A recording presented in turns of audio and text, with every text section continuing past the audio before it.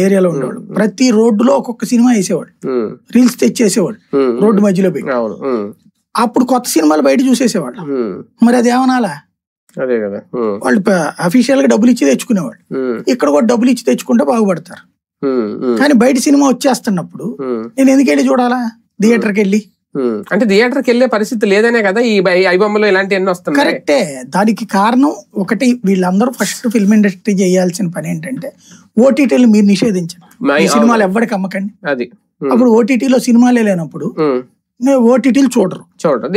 ఓటీటీకి అలవాటు పడ్డాక first problem ఏమవుతుందంటే, అదేదో సామెత ఒకటి ఉంది, రాజుని చూసిన గంటతో మొగుడు చూస్తామంటుంది.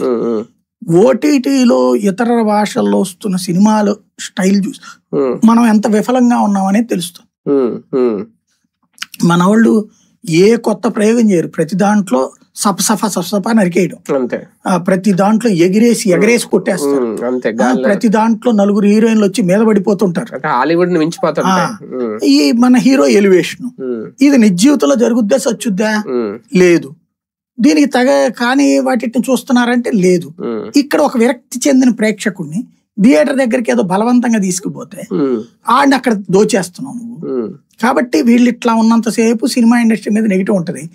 కాబట్టి సినిమా ఇండస్ట్రీ మీద నెగిటివ్ ఇప్పుడు వీళ్ళే రాస్తారు కదా, ఏది చూపెడతారు కదా సినిమాల్లో రాబిన్ హుడ్ టైపుల్లో హీరోల్ని.